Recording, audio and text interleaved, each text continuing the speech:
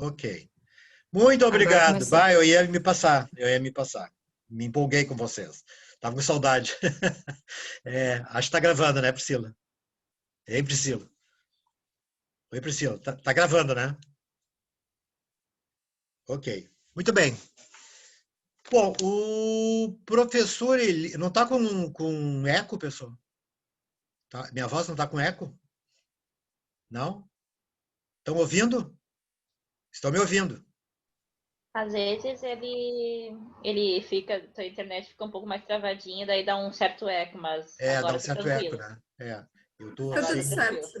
Uhum. Mas dá para ouvir, né? Bom, então é o Sim. seguinte, eu vi que o professor Elias falou quanto aos tratados internacionais, que vocês sabem, é a mais importante das fontes do direito internacional.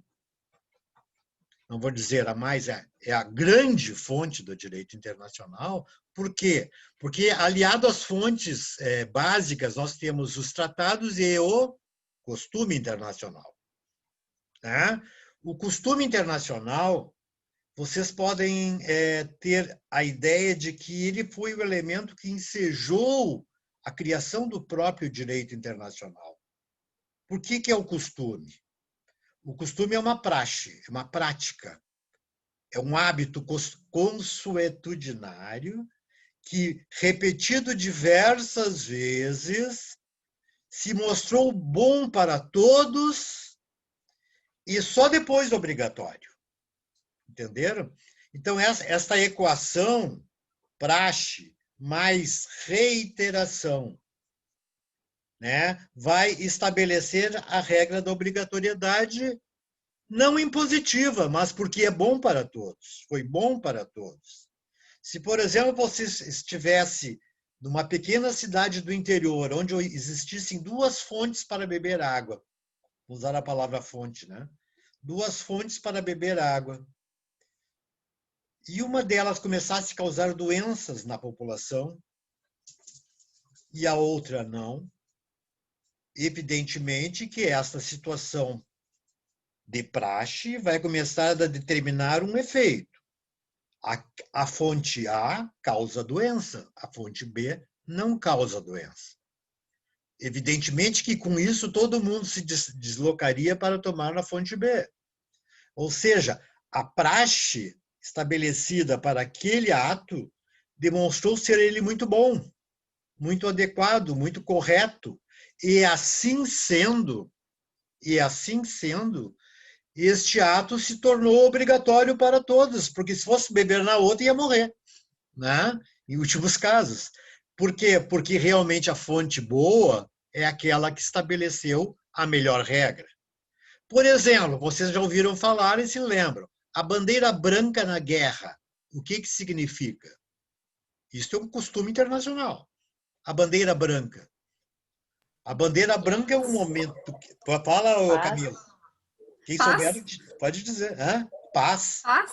Na verdade, significa o seguinte, segundo as regras do direito internacional, significa que aquele momento em que alguém arvora a bandeira branca está pedindo para paralisar as hostilidades e negociar com a outra parte. Claro que isso vai levar a um momento de paz, porque a necessidade de negociação entre os beligerantes, os que estão em conflito, é um momento importante na guerra porque está regulamentado também pelo direito internacional. Aliás, o direito internacional, ele nasce, pessoal, exatamente do quê? Da regulamentação da guerra. Se vocês imaginem uma guerra nos mais remotos tempos, entre duas populações europeias, uma do norte europeu e outra do sul da Europa, vamos pegar Itália, vamos pegar Noruega. Né? Vejam, essas populações que entraram em guerra, elas, na verdade, entraram em guerra não só por motivos egoísticos e ideológicos, mas também para complementar um momento em que estariam confraternizando entre si. Pessoal, não havia turismo, né? Não havia turismo na época. A única forma de confraternização é o momento da guerra, onde os povos se misturavam. E a confraternização era tão importante para todos, ao ponto de criar o que nós vamos chamar de declaração de guerra. Declarar guerra a um outro povo significa fazer com que ele esteja preparado e outra coisa, que ele não seja objeto de traição. Não é isso? Vejam a importância do costume que vai se costurando. Esta costura feita pelo costume é uma costura que é boa para todos. Vejam, eu quero evitar a chamada perfídia ou a traição, eu quero que o meu contendor tenha as mesmas condições de lutar comigo, para que eu possa realmente vencer ou perder, seja o que for. A bandeira branca, o direito de herança entre pai e mãe para os filhos. Por que os filhos recebem e não terceiros na herança? Porque entendeu-se ser aquele o melhor motivo, o melhor momento para que se perpetuasse as espécies. A minha família vai continuar. Então, eu tenho que levar a minha família ou transpor para a minha família o meu patrimônio para que eles permaneçam existindo. Tudo isso é costume. Qual é a característica mais importante do costume? Qual é a característica mais importante do costume? A característica mais importante, pessoal, é a sua expressão oral. O costume não é escrito, ele é oral, passa de boca em boca. O costume vai se estabelecendo através da comunicação dos atos entre os seres. E estes atos de comunicação que se tornaram praxe e que se definiram definitivamente, é que se tornaram obrigatórios. Então, vamos lá. Qual é a diferença, então, do costume para o tratado? Qual é a diferença entre o costume para o tratado? Em primeiro lugar, o tratado é escrito. Obrigatoriamente escrito, não há tratado oral. Certo? Todo tratado é escrito. E vejam, isso traz o quê? Segurança jurídica para as partes. Ora, se eu fiz um tratado com o meu vizinho, Argentina, Brasil e Argentina, eu vou saber que as cláusulas e as condições deste tratado são exatamente aquelas que estão consignadas neste documento. Isso me garante o cumprimento fiel. Um cumprimento fiel que nós chamamos em direito internacional de pacta sunt servanda. Pacta sunt, querem anotar? Pacta, P-A-C-T. A. Sunt, separado, S-U-N-T. Servanda, como se escreve? S-E-R-V-A-N-D-A. Pacta sunt servanda. Por que eu estou fazendo vocês anotarem esse termo? Porque este é o maior princípio do direito internacional. Tudo que eu negociei, ajustei, acordei, acaba sendo uma obrigatoriedade. Eu não posso me afastar da palavra dada. Isso é típico do sistema consuetudinário, não é? Porque no sistema consuetudinário, se você arbitrou uma prática comum para todos, ela não vai ser desrespeitada nunca. E neste mesmo contexto, nós queremos que os tratados nunca sejam desrespeitados. Vamos ainda elencar uma outra ideia, pessoal. A ideia de que, quando se estabelece um acordo internacional, este acordo define todas as cláusulas e as condições impostas às partes. Ou seja, quem está obrigado pelo tratado? Pergunta para vocês. Eu sei que vocês já sabem. Quem está obrigado? A quem se dirige o tratado?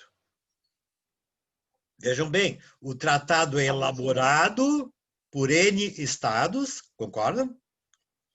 E se dirige a estes mesmos N estados. Se eu faço um tratado como o Mercosul... Como é que é, Jaqueline? Vai falar. Aos assinantes do tratado. Aos que firmaram o tratado. Quem tem ali a obrigatória de signar. Os que ratificaram o tratado. E se obrigaram por ele. Isso, não é isso? Ratificaram. Ratificar. Eu ia falar retificar, mas não é retificar, é ratificar. Não, ratificar. Está correto. A ratificação é o ato de obrigar-se. Mas vocês vejam que o Estado pode, por diversas ocasiões, exonerar-se do não cumprimento deste tratado que ele participou e até assinou, eventualmente. Vocês querem ver um exemplo bem característico da ordem jurídica brasileira? A Convenção de Viena, pode escrever isso aí também, Convenção de Viena de 1969. Não sei se o professor Elias chegou a falar para vocês. Convenção de Viena de 1969. E concomitante, nós vamos falar também sobre a Convenção de Viena de 1986. São duas convenções. O que essas convenções traduzem, gente? O que são essas convenções? Que é a mesma coisa que tratado. Elas são a regra do jogo. Como é que você estabelece um tratado? Por isso é um documento muito importante. Vejam, se eu estabeleço um tratado com base em direitos e obrigações especificamente consignados, eu estou obrigado a cumprir tudo aquilo. Se eu não quiser, eu não ratifico. Ou se ratifiquei e depois não quero mais, eu faço o quê? Para sair fora? O que eu faço? A palavra é denúncia. Eu denuncio o tratado. Eu estou perguntando isso porque eu vi que o professor Elias falou para vocês. A denúncia significa que o Estado que se obrigou quer sair fora, não quer mais participar. Entenderam? E vejam bem, pessoal, vejam bem, este tratado que é estabelecido, né, entre as partes, ele tem que ser necessariamente aquilo que as partes almejaram. Por exemplo, se eu estabeleço um tratado entre 100 países do mundo e só 20 deles o ratificam e adotam, só esses 20 estão obrigados. Os outros não estão. E se um destes 20 sair fora depois, é porque não quer mais cumprir ou porque não pode mais cumprir. É claro que todos estes compromissos assumidos internacionalmente, pessoal, estes compromissos, quando alguém cai fora, como se diz a palavra mais na gíria, ele tem que explicar por que está saindo fora. Ele tem que justificar, porque tem gente que assinou porque ele assinou. A Argentina assinou porque o Brasil assinou, agora o Brasil cai fora. Não é assim, tem que ver se eles vão aceitar esta cai fora, essa denúncia. E mais do que isso, nós temos que verificar hipóteses que ocorreram como no Brasil. No Brasil ocorre muito isso. Eu vi que o professor Elias não falou muito sobre esse assunto, mas é um assunto que eu já contemplei para falar a partir de hoje. Não sei se consigo falar hoje sobre todo o assunto, mas vejam qual é o assunto. O Brasil, nos anos 80, ouçam bem, ele ratificou um tratado 167 da OIT, Organização Internacional do Trabalho. O Brasil ratificou um tratado entre um Estado, Brasil, e uma organização internacional. Certo? E aí que eu quero explicar a vocês. A Convenção de 69 é a regulamentação dos tratados entre Estados. Entre Estados. Regulamentação dos tratados entre Estados. Ok? A Convenção de Viena de 86 é uma regulamentação dos tratados entre organizações internacionais e organizações internacionais e estados. Ou seja, tem um conteúdo mais amplo. Tá? Por que eu falo desses dois regulamentos, pessoal? Porque qualquer concurso público que vocês vão prestar e que vai ser disciplinado um requerimento sobre direito internacional vai falar sobre esses tratados, principalmente o primeiro. Veja que o Brasil firmou um tratado com a OIT, Organização Internacional do Trabalho, e o que dizia este tratado? O Brasil ratificou. Eu quero que vocês cheguem às conclusões depois que eu falar. O que dizia o tratado?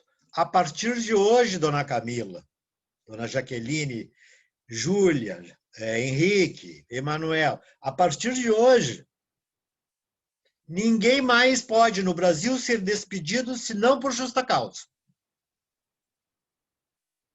O que eu estou dizendo?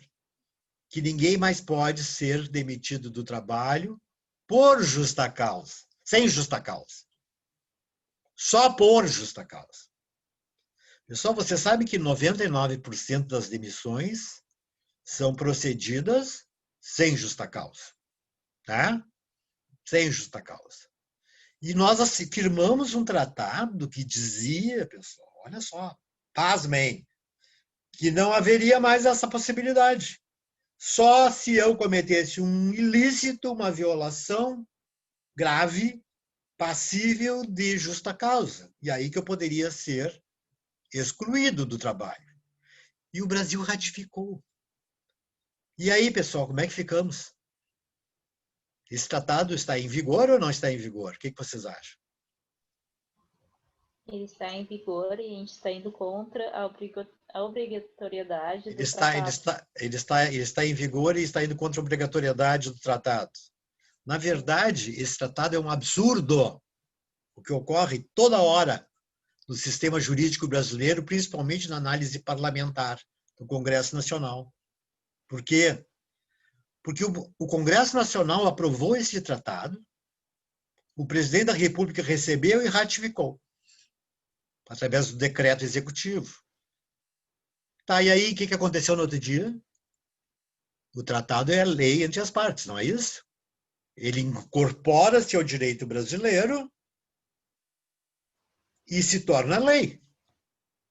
E veja, a nova lei, ainda que oriunda de um tratado, revoga todas as anteriores leis. Tudo que for contrário a isso. Só que aí vem um pequeno rescaldo de uma absurda situação. Qual seja, pessoal? Qual seja a ideia de que este tratado era inconstitucional. E o Congresso Nacional não viu isto. A primeira coisa que o Congresso tem que analisar, através da chamada Comissão de Constituição e Justiça, é exatamente se ele se adapta à nossa Constituição Federal. Vocês todos sabem, a Constituição é a lei magna. E sendo a lei magna, acima dela não existe outra lei. E aqui o grande problema que eu já vou só pincelar para vocês, que é o nosso próximo assunto. Havendo violação entre uma lei interna e um tratado internacional, qual deve prevalecer? Repito. A lei interna. A lei interna? Por quê? A superioridade do Estado. Assim, a superioridade do Estado. Uhum. Isso, primeiro o Estado, depois o resto. Primeiro o Estado, depois o resto. Você está usando o argumento constitucionalista, né? Ou seja, você está sendo estritamente constitucionalista, porque a Constituição é a nossa lei magna. Uhum. E não existe na Constituição Federal uma figura jurídica chamada tratado, que esteja acima da Constituição. Então, ou o tratado, invariavelmente, vai ser uma figura inferior à Constituição. Ou seja, quando o Congresso Nacional aprova o tratado, o que ocorre? O que ocorre, pessoal? Quando ele aprova um tratado, ele vai ter que nominar esse tratado. Isso é uma lei ordinária. Invariavelmente, quase todos os tratados são leis ordinárias, internas. Portanto, abaixo da Constituição. Concordam? A Constituição é lei magna. Ora, e se há uma violação entre a norma constitucional e essa disposição do tratado, que no caso era a lei ordinária, qual prevaleceria? Por certo, a norma constitucional. E o que a norma constitucional diz? A norma constitucional, vocês evidentemente não estão afetos a utilizar esse conteúdo, porque não estudam direito, né? Mas na faculdade de direito, lá no primeiro ano, já estão estudando direito constitucional, que é a base de tudo. E a Constituição Federal diz: é permitida a demissão sem justa causa, desde que devidamente indenizada. E o Brasil ratificou uma convenção dizendo o contrário da Constituição. Entenderam, pessoal? Entenderam o absurdo que foi praticado neste ato? Entenderam que essa regra é absurdamente inserida no sistema nacional, absolutamente inconstitucional, mas que não foi declarada inconstitucional? Tendo que, então, ser criada pelo Brasil uma figura jurídica que não existia, a chamada desratificação. Isso é invenção. Nunca existiu desratificação. Ratificou, está obrigado. Ratificou, está obrigado. E outras questões básicas que também permeiam a ideia de que os tratados, muitas vezes, voltando à mesma pergunta, qual deve prevalecer? Você sabia que o Brasil assinou o Estatuto de Roma, né? Estatuto de Roma. O que é o Estatuto de Roma? O que criou o Tribunal Penal Internacional. Isso todo mundo ouviu. O que é o TPI? Tribunal Penal Internacional. O que é o TPI? O TPI, que nasceu no Estatuto de Roma, é um tribunal internacional cujo objetivo é de estabelecer penalidades graves contra pessoas físicas que cometerem delitos contra a humanidade. Delitos contra a humanidade. Pode ser deportações, pode ser tortura, pode ser, enfim, todos os chamados crimes de guerra. Vejam, muitas vezes não é o Estado simplesmente o culpado destes crimes de guerra. Muitas vezes os generais que comandam esta guerra que são os maiores responsáveis por estes delitos. E o Tribunal Penal Internacional foi criado porque nós não tínhamos aonde julgar crimes cometidos por pessoas físicas, crimes de guerra. E o Brasil assinou o TPI. Só que neste TPI, eu vi uma coisa que acho que faltou ontem, desculpe, na semana passada, e esta questão é a questão que envolve a questão das reservas. Ele chegou a falar a vocês sobre as reservas. O Estado pode criar reservas à aplicação de um tratado. O que são reservas? As reservas, na verdade, pessoal, são determinações que o Estado impõe para poder adequar-se constitucionalmente. Certo? Por exemplo, na Convenção de Viena de 69, tem uma disposição do artigo 25 que diz assim: poder-se-á aplicar os tratados provisoriamente. Poder-se-á aplicar os tratados provisoriamente, enquanto não ratificados. Pessoal, qual é a mácula com a Constituição Federal? A mácula com a Constituição Federal é basicamente a seguinte: os tratados internacionais que foram ratificados não podem ser aplicados provisoriamente no Brasil, porque nós demandamos para que ele tenha vigência a aprovação do Congresso Nacional e a promulgação pelo presidente da República. Não há possibilidade de aplicar provisoriamente. E o Brasil retirou o artigo 25, e esta é a sua reserva, porque ele era inaplicável. Entenderam? Estão entendendo o que eu estou falando? Estão entendendo? Pessoal, me perguntem, pelo amor de Deus. Eu sei que para vocês é matéria nova, né? Entendi. Então, exemplo, a reserva seria, botaram XYZ no tratado. Só que meu país não aceita o Y. Ou seja, para eu poder ratificar. A lei interna impede que aquele seja aplicado. Sim. Daí, como meu país interno não aceita a lei Y, eu posso só ratificar se vocês me deixarem não ter obrigatoriedade. Tirar aquela disposição. Entendeu? Isso chama-se a reserva. Você pode, essa reserva pode ser aditiva, ampliativa, aumentar, ou pode ser supressiva. Pode tirar tudo. Né? Por quê? Porque o Estado tem que fazer, para adotar o tratado, adaptações. Porque cada país é um país, pessoal. Cada país tem a sua... Mas aí retira apenas para espécie, retira para todos nessa condição, por exemplo. Se o Brasil não pode... Não, retira em relação ao Brasil. Retira só em relação ao Brasil. O Brasil não está obrigado àquilo. É claro os demais estão, porque eles não... Os outros estão. É claro que os estados, quando eu faço uma reserva, eu tenho que comunicar a todos que eu estou fazendo essa reserva, para ver se concordam. Né? Então, vejam, ela só vale para quem apresentou a reserva. Então, assim, e eu vou voltar ao TPI de novo, desculpe, eu pulei aqui, mas exatamente porque essas informações eram importantes. Quando o Brasil assinou o Tratado de Roma, Estatuto de Roma, TPI, o Brasil adotou na íntegra, sem nenhuma reserva. E por que o Brasil fez isto? Porque o tratado foi disponibilizado desta forma. Não pode haver reservas. Não pode haver reservas. Todos os direitos e as obrigações emergentes deste tratado são compulsórias, obrigatórias. Quem quiser ratificar só na íntegra. E o Brasil ratificou. Outro erro, pessoal. E aí cometeu 2 inconstitucionalidades. E quando eu falo em constitucionalidade, você sabe que eu estou falando de violação à Constituição Federal. Primeira, o TPI, o Tribunal Penal Internacional, ou o Estatuto de Roma, o que ele diz?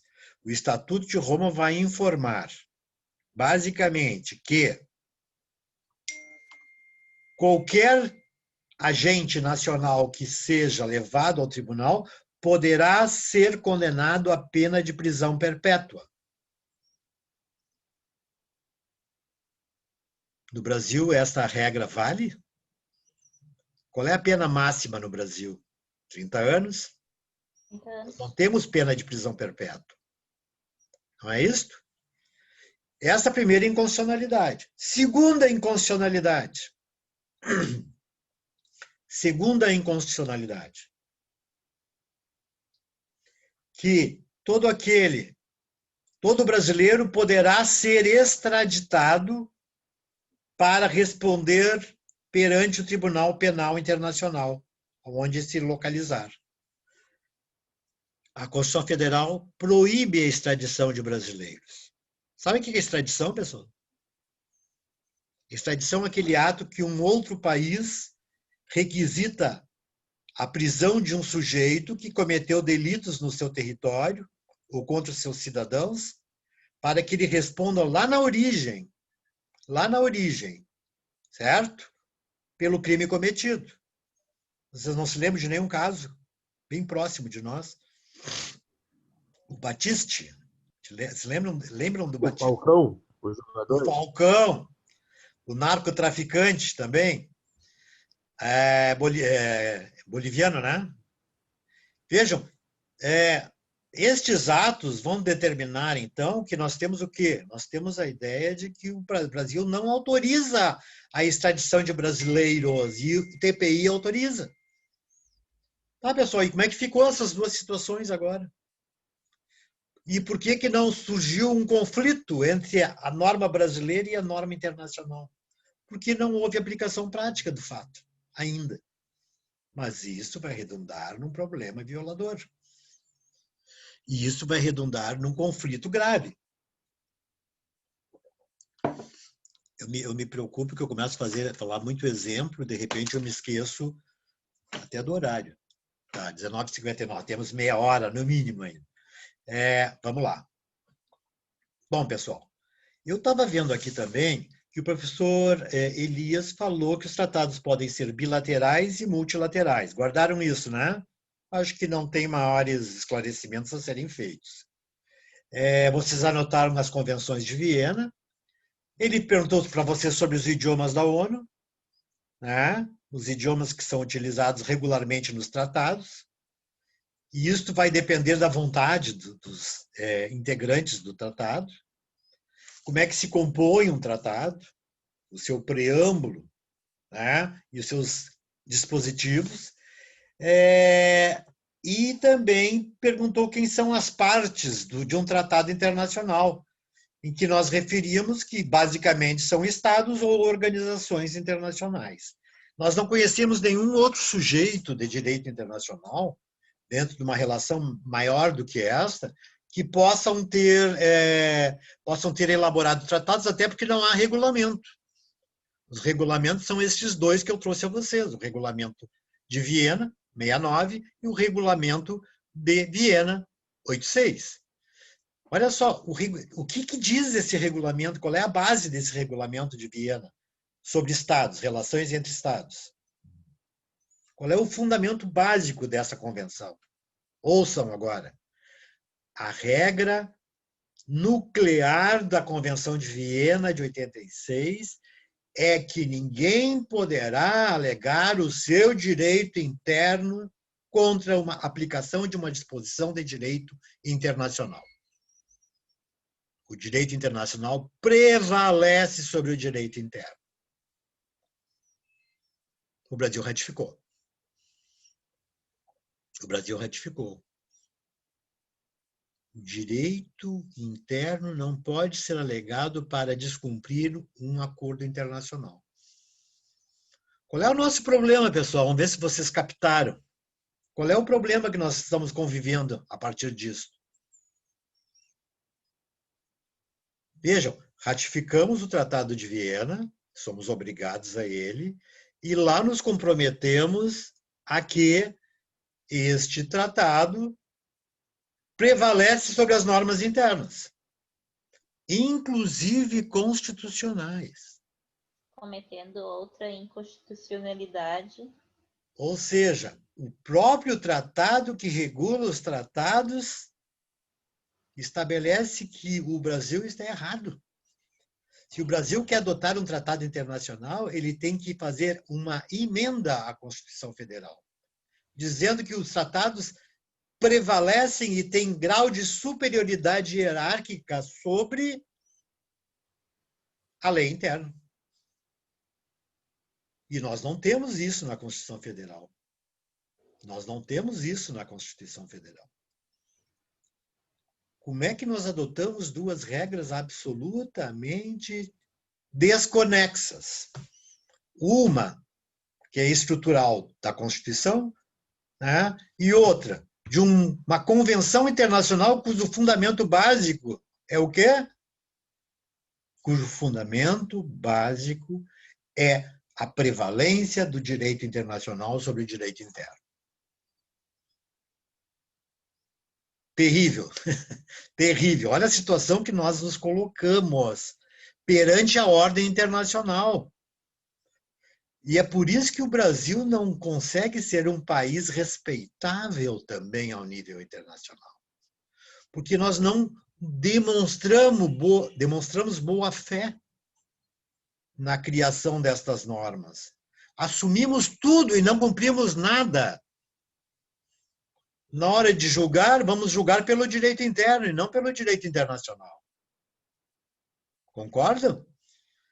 Porque é assim que a Constituição diz. E aí, pessoal? E aí que nós estamos numa estrutura absurdamente desconexa a nível jurídico. Porque não querem abrir mão da prevalência da lei no Brasil. Porque isso aí é poder. Quem detém poder de fazer lei no Brasil? Congresso Nacional, concorda? E o presidente da República? Muito bem. Se eu pegar e obrigar a cumprir um tratado, em várias circunstâncias, esse tratado vai obrigar a revogar normas constitucionais.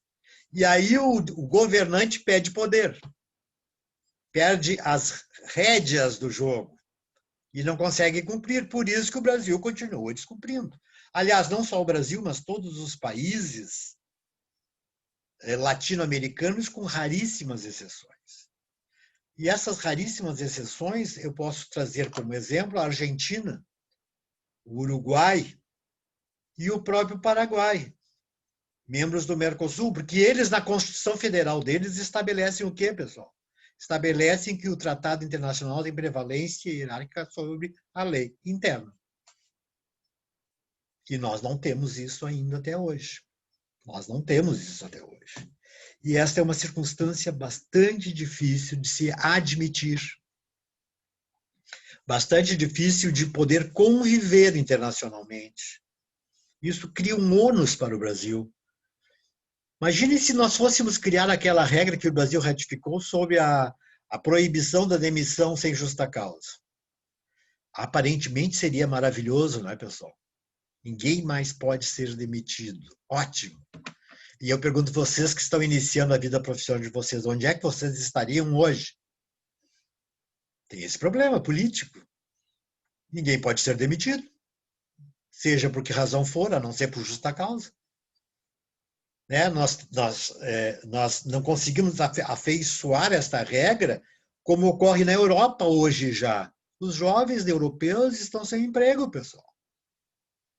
Porque essa regra é uma regra de conduta importantíssima. Eu até me lembro brincando dentro de uma aeronave que estava indo para a Europa, em que se falava que aquelas aeromoças não eram aeromoças, eram aerovelhas, porque elas estavam ali permanentemente, há muitos anos, exercendo aquela atividade já velhinhas. Porque a lei adotada é o Tratado Internacional.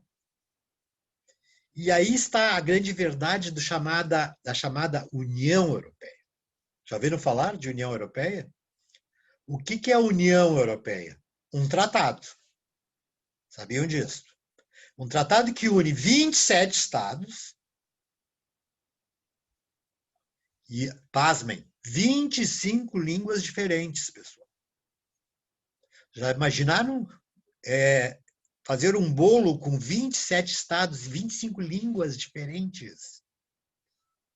É muito mais difícil que o Mercosul, que são 2 línguas e uma tradição cultural quase idêntica, né? Brasil, Argentina, Paraguai, etc. Né? Eu nem vou falar da Venezuela por enquanto. Mas o que eu estou dizendo a vocês? Eu estou dizendo a vocês que na Europa se conseguiu isso. Mas isso teve uma motivação toda especial. E essa motivação toda especial, pessoal, foi o fato de que a Europa, depois das 2 grandes guerras, quase que impôs ao seu povo a necessidade de união. E eles viram, se nós não terminarmos com essa nossa desunião, nós vamos para uma 3ª guerra. E vocês vão ver, e eu vou falar a vocês durante o semestre, que a Primeira Guerra Mundial e a Segunda Guerra Mundial foram continuações uma da outra, ainda que decorresse alguns anos. O fato foi o mesmo, um conflito comercial entre a França e a Alemanha. Conflito comercial entre a França e a Alemanha. Por quê? Pela detenção de meios de produção, especificamente o carvão e o aço. Carvão e o aço. Por que eles lutaram tanto pelo carvão e o aço? Porque eram os instrumentos de criação das armas. Eram os meios pelos quais eles fundiam o metal, o aço e criavam as armas, exatamente para poder demonstrar a sua hegemonia sobre o outro povo. Ora, pessoal, quando nós estamos diante disso, nós estamos vendo que a primeira e a segunda tiveram a mesma fundamentação. E se tiveram a mesma fundamentação, nós não poderíamos esperar que os europeus permanecessem silentes. Foram eles que sofreram os reveses da guerra. Foram eles que passaram fome. Foram eles que foram objeto de serem inseridos em câmaras de gás. Foram eles que foram deportados. Foram eles que viram as suas cidades destruídas. O que os europeus, ao final da Segunda Guerra, fizeram? Se uniram e disseram assim, nós temos que nos unir. Por quê? Porque a partir de agora, nós estamos vendo um novo inimigo se aproximando para guerrear na Europa de novo. Porque todas as guerras foram na Europa, basicamente. Né? E qual eram os inimigos, pessoal? Os dois vitoriosos da Segunda Guerra. Estados Unidos da América e União Soviética. Não era isso? Não foram os vitoriosos? E eram aliados. Eles eram aliados. Quem eram os 5 aliados da Segunda Guerra? Os Big Five. Quem eram eles? Estados Unidos, França, Grã-Bretanha, União Soviética e China. Estes 5 que são os membros titulares do Conselho de Segurança da ONU que tem direito ao veto. Desde lá, desde 1945. Vejam, contra quem eles lutaram? Contra as forças do eixo, Alemanha, Itália e Japão. Eles dizimaram o poder nazi-fascista e comandaram, então, a retomada da Europa destes países. Mas, pessoal, esqueçam-se, não esqueçam que houve, então, a retomada de uma nova luta, de um novo objetivo. Qual é essa nova luta? A chamada divisão bipolar do mundo. Por que houve uma divisão bipolar do mundo? Divisão entre União Soviética, metade do mundo, Estados Unidos, capitalista, a outra metade. Tanto é verdade que a Europa foi dividida em 2. Inclusive, representativamente, a cidade de Berlim, que foi murada para dividir os interesses britânicos, desculpem, os interesses americanos, britânicos e franceses, que estavam juntos, contra os interesses russos, hoje, melhor dito, soviéticos. Vejam, então, nós estávamos na iminência de novas guerras. Se hoje você for à Alemanha, não sei se algum de vocês já foi, eu tive essa oportunidade, e questionar para o cidadão alemão de Berlim quem eles mais odeiam depois das 2 guerras. Não é o Hitler, não. O que eles mais odeiam são os soviéticos, que aplicaram contra eles absurdas punições, penalidades, roubo, furto, usurpação e tudo mais que poderia se imaginar. Inclusive, vocês vejam, então, que toda essa estrutura de uma situação internacional incômoda para a Europa determinou que eles se unissem. Vamos nos unir. E vamos nos unir como? Criando um direito comum para todos nós. Como um direito comum? Uma norma internacional acima de nós.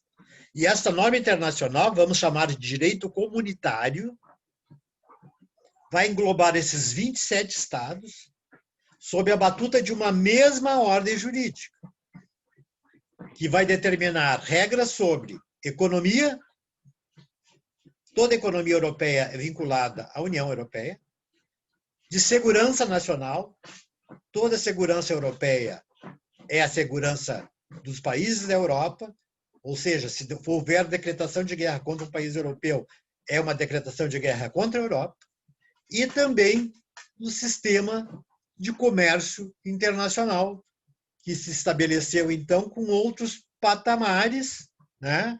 Com outra realidade para a evolução para um estado de economia de paz, e não economia de guerra. E aí nós estamos, então, diante de uma realidade. Eu estou aqui hoje comentando um pouco da aula do professor, mas eu acho que é interessante os fundamentos que eu estou trazendo na natureza histórica, né?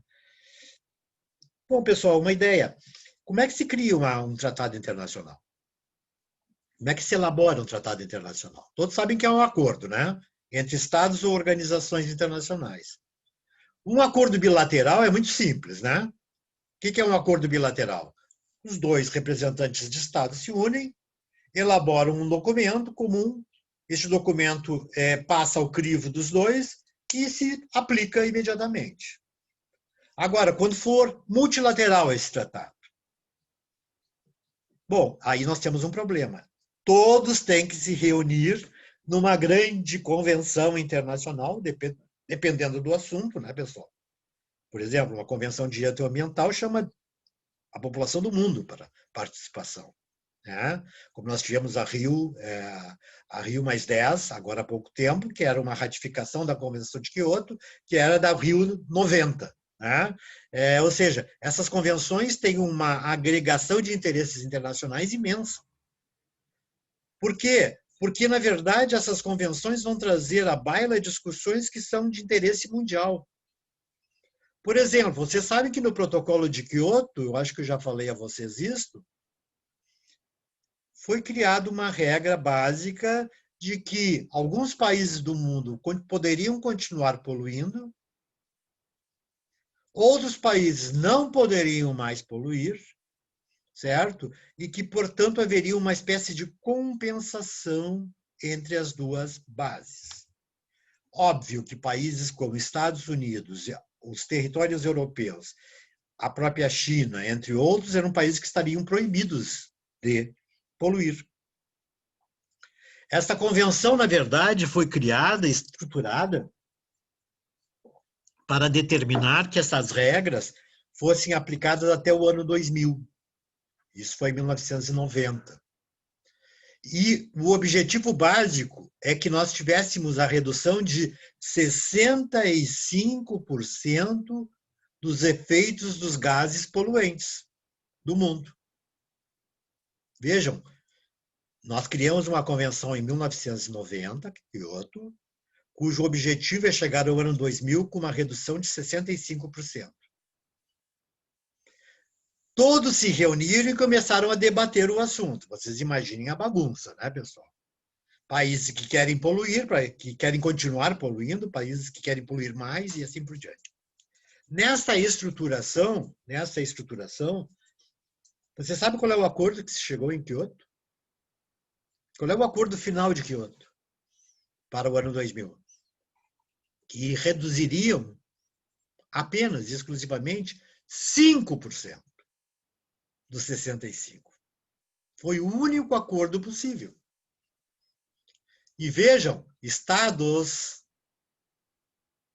muitos estados não assinaram Kyoto. Exemplo, os Estados Unidos não se obrigaram por Kyoto. E nós estamos, então, diante de uma verificação parece que uma utopia desse direito internacional, porque isso vai demandar, eventualmente, uma nova realidade. A inserção da economia e da política nesses caminhos. Não é isso?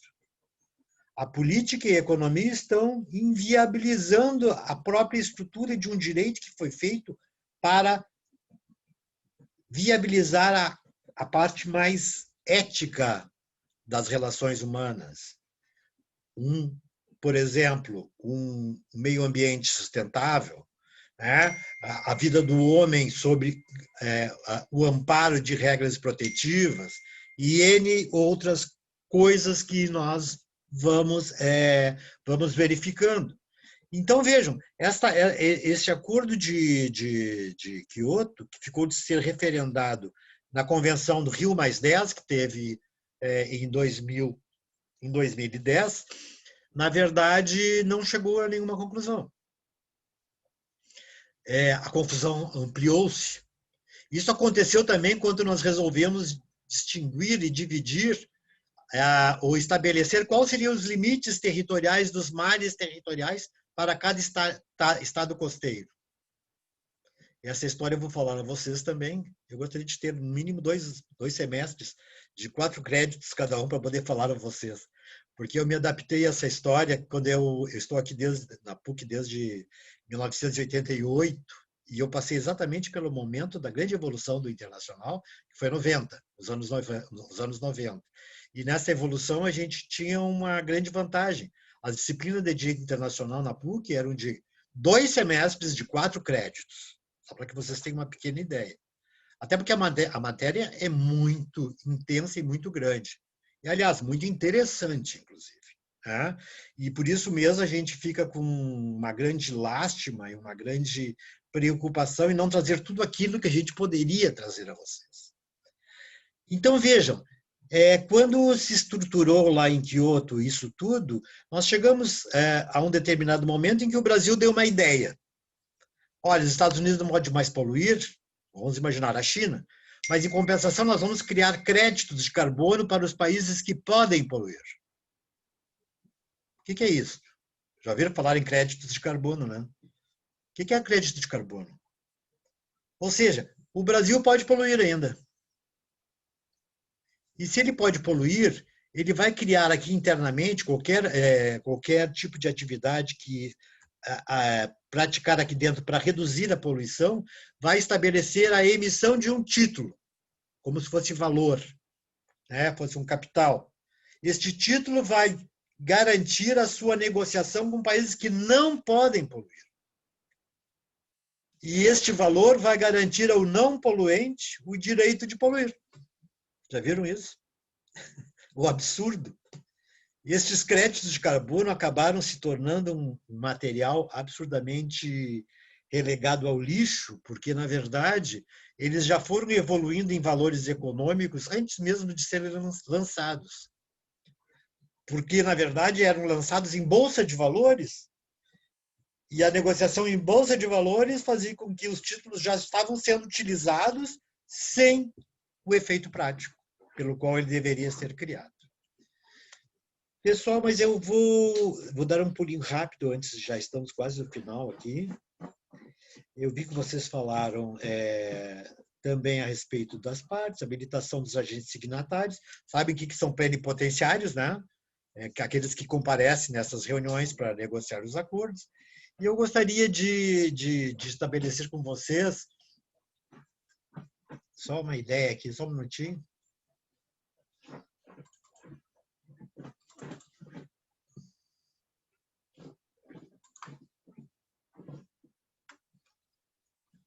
Voltando àquela mesma pergunta que eu já tinha feito antes. Se houver um conflito entre o direito interno e o internacional, qual deve prevalecer? Este material eu vou mandar para vocês hoje, pessoal, junto com o Zoom. É um materialzinho curtinho, mas é para guardar mesmo. É uma das matérias mais complexas do direito internacional, que é a questão dessas relações. Né? Mas eu consegui assim, sintetizar, porque isso foi meu trabalho de mestrado. Tá? Eu não entendia isso, não, agora eu vou baixar a cabeça e vou aprender. Né? Não tem jeito. Mas vejam assim, ó, o direito internacional tem como premissa maior o quê? A soberania dos Estados, não é isso? Todo Estado é soberano. Todo Estado é igual. E isso faz com que haja uma dificuldade intensa em aplicar regras de direito internacional. Porque, assim, ó, uma regra familiar que vale para o Brasil não vale para os países islâmicos. Um país islâmico, se a minha mulher me trair, eu posso apedrejá-la até a morte. E aí? A mulher islâmica, até muito pouco tempo, não podia nem dirigir. A mulher islâmica não podia trabalhar. Eu estou usando sobre o foco da mulher. Né? Mas temos outros focos a serem o apedrejamento ou o corte da mão do ladrão, corte da língua para quem mente.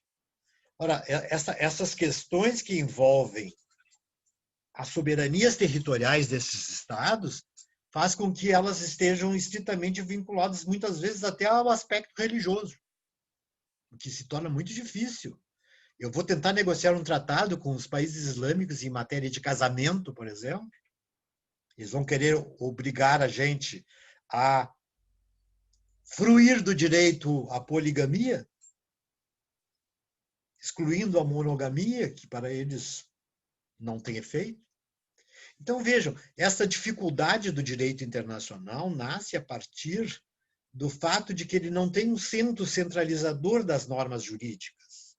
As normas são criadas de acordo com a vontade dos Estados. Na ordem interna dos Estados, nós temos que nos subordinar, não é isso, pessoal? Os indivíduos se subordinam à Constituição Federal e à jurisdição dos juízes. Nós estamos obrigados a cumprir isso. Não é? Nós não podemos dizer se queremos ou não queremos. Na ordem internacional, não há força superior que obrigue. Não posso obrigar a prática de certas condutas. Se eu não quiser, não vai haver condições. É por isso que não há uma unanimidade, não é, pessoal? Nas decisões internacionais, com pouquíssimos exemplos positivos, como é o caso, por exemplo, da Carta da ONU, do Tratado da Jamaica, ou a Convenção da Jamaica sobre Mar Territorial.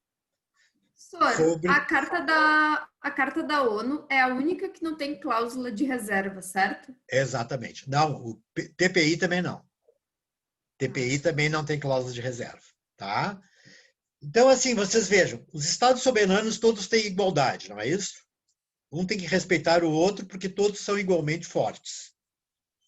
Todos têm o mesmo nível hierárquico. As suas relações, então, são coordenadas, certo? Através de quê? Através de acordos de vontade. Eu sou e aplico porque eu quero, ou porque me convém. Né? E não é bem assim também, nós vimos, né, pessoal? Porque nós vamos ver que o Brasil, por exemplo, aplica e não vai cumprir. E já sabe que não vai cumprir.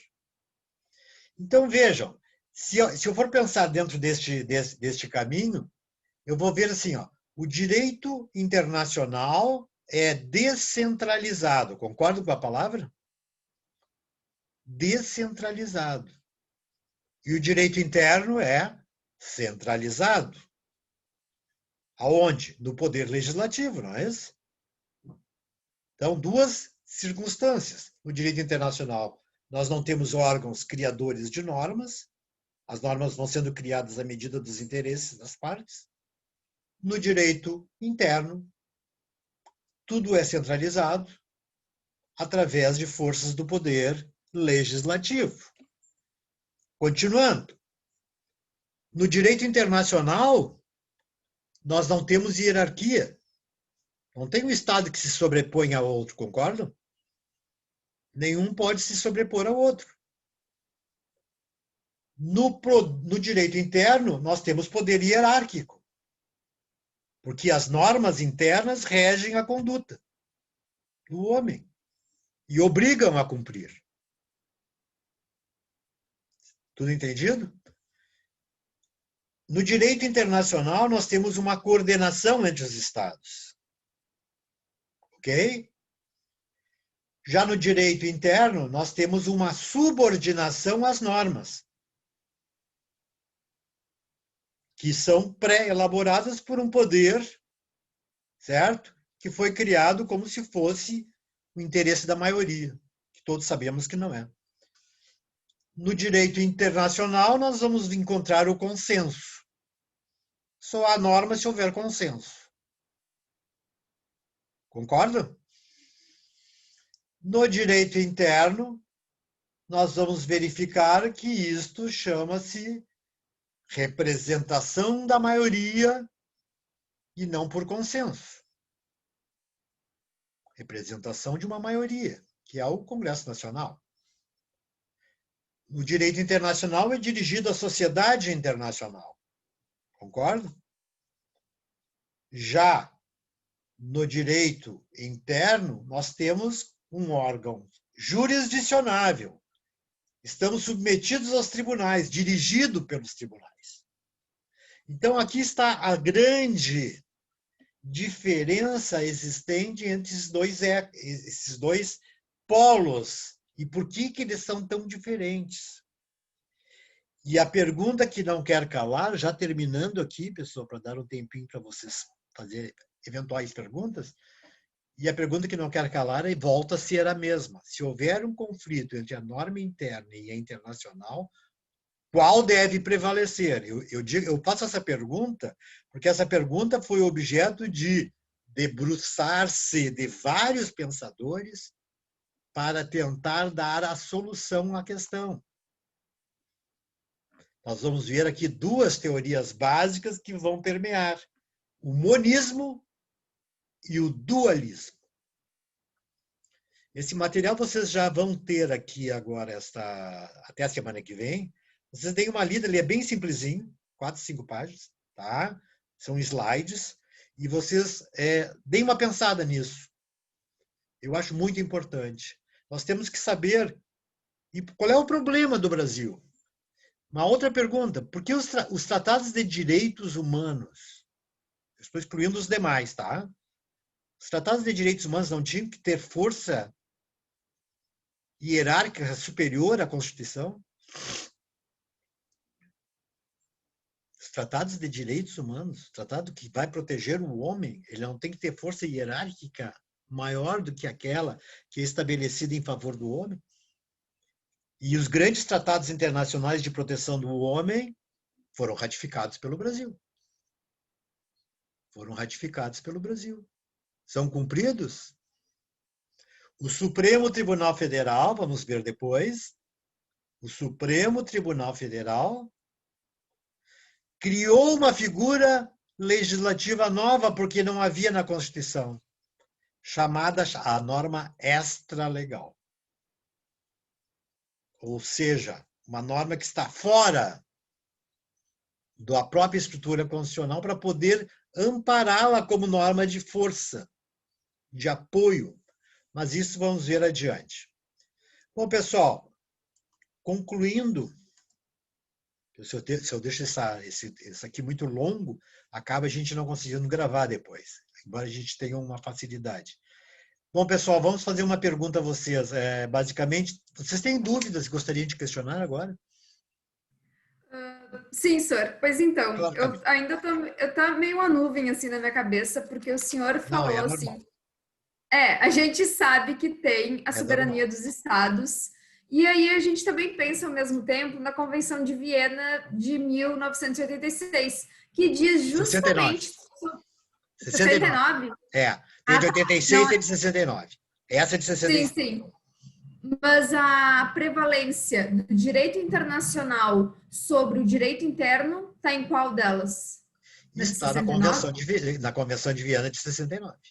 E não na Constituição. Bom, não é. Porque a convenção a Convenção de Viena é universal. Sim. É universal. Sim. Quase todos os países do mundo ratificaram. E os países que não ratificaram, depois ratificaram. Qual é a regra básica que nós falamos ali? O direito internacional prevalece sobre o direito interno. Isso a partir de 69. 69 o Brasil foi lá e assinou. Sabe quando é que o Brasil ratificou? 40 anos depois.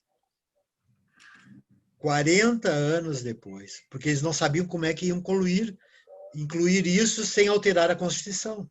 Sabe o que eles colocaram na ratificação? Aplica-se a Convenção de Viena de 69 na regulamentação jurídica brasileira, desde que o Congresso Nacional aprove. Pessoal, não é contra o próprio dispositivo que obriga a ser mais importante? Não é? Olha o absurdo. Isso é uma heresia jurídica que se cometeu. Isso não tem fundamento, não tem argumento que possa nortear as ideias dos legisladores no sentido de fazer com que o Brasil realmente vá para frente. E a mudança é estrutural, legislativa e interna. Por que a Europa conseguiu os 47 estados, os 27 estados? Porque ela criou uma grande consulta popular, onde todos os estados se manifestaram favoravelmente a regras que têm valor superior às normas internas. e a Constituição dos países da Europa dizem claramente: sujeitam-se à norma internacional a despeito da norma de direito interno. E se houver ruptura entre a norma internacional e a norma de direito interno, vamos revogar a norma interna. Vejam só. Ele tem o poder até de revogar a norma interna. Ok? Deu para entender, Camila? Sim, sim. Então, foi em 69 a gente 69. tem essa prevalência do direito internacional sobre o direito. A de 86, Camila, diz a mesma coisa. Só que aí entra as organizações internacionais, certo? E os estados. Mas é a mesma coisa. Vocês vão ver que os textos são idênticos. Mas mesmo assim, senhor, eu fico assim ainda nessa não. E tu vai ficar muito mais aí. Sabe? Tipo, exatamente. Não, as coisas parecem muito utópicas, né? Agora, tu consegue imaginar estados com soberania plena e a perda desse direito em favor de um direito que é internacional? Eles não querem perder. E porque os estados menos fortes são os estados que mais apoiam o direito interno? Por que grandes ditaduras internacionais apoiam a prevalência do direito interno? Olha os soviéticos. Por que caiu a União Soviética? Porque não tinha mais como manter essa estrutura. Direito interno, direito interno, direito interno acima de tudo. Porque o direito internacional ele tem como diapasão os princípios gerais éticos e morais do direito. Eles não podem estar fora disso. Ok, pessoal? Vamos lá, pessoal. Alguém mais? Bernardo, Bruno, Camila, Claudine, Dimitri, Manuel, Henrique, Jaqueline, João Caspari, Júlia e Matheus. Agradeço a presença de todos vocês. Deem uma olhadinha lá nos 2 próximos tópicos dos trabalhos para também se concentrar. Qualquer erro, me mandem informação, por favor, lá pelo Moodle mesmo, façam lá no fórum, né? Mandem qualquer informação, mandem para o meu e-mail. Eu até vou trazer a vocês o meu e-mail pessoal, se alguém tiver dúvidas, que muitas vezes, esse eu opero todos os dias. O da Mas então, eu chamei o senhor até no e-mail essa semana e semana passada o senhor ainda não me respondeu, mas não precisa me responder mais foi agora. PUC? Foi o da PUC? Sim. Não, então vocês anotem aí, Ricardo, Ricardo@Cobalt. Ô, professor, só para tirar uma dúvida, então, a prova, né, ela vai valer 60% e o trabalho vai valer 40%. 40%, exatamente. Quem está falando? É o Bernardo. Ô, Bernardo. É isso aí, Bernardo. Tá? Doutor, Não deixa de fazer. Hã? Pode falar, senhor, perdão. Eu achei que tu estava falando, por isso que eu parei. Não, é 40% e 60%, tá certo. Tá? Não, senhor, e eu ia dizer assim, só para recapitular. Então, uma lauda, só um lado da folha. São 4 laudos, são 4 páginas. Frente perto, tá frente bem, senhor. Ou 1, 2, 3, 4. Tanto faz. É que muda a lauda jornalística. Eu fiquei... senhor, eu comprei, ó. Excelente, Lívia. Várias anotações. Tu estás bem acompanhada. Muito bom, muito bom.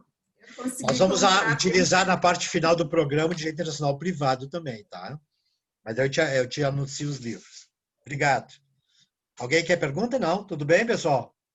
Então, boa noite a todos. Até a semana que vem. Espero que tenham aproveitado a nossa aula. Até logo. Boa semana. Gente, senhor, fico feliz que o senhor esteja recuperado. Eu mais do que ninguém. Exatamente. Boa noite, senhor. Até mais. Boa noite. Boa noite, senhor. Boa noite. Tchau. Na verdade, professor, tá aí ainda? Pode falar. Bruno? Você pode repetir para mim os dias das avaliações? Eu não tenho aqui agora, Bruno, mas eu te mando lá pelo Moodle, tá? Elas estão no sistema, né? No plano de ensino. No sistema tem as datas. Então, tranquilo, eu vou dar uma olhada lá. No plano de ensino tá lá, tá no plano de ensino. Eu vou dar uma olhada lá então, professor. No Moodle era a primeira página, tá, Bruno? Tranquilo. Muito obrigado, viu? Fico feliz que tenha se recuperado aí. Tá bom, que é isso. Grande abraço, até mais. Tchau. Tchau.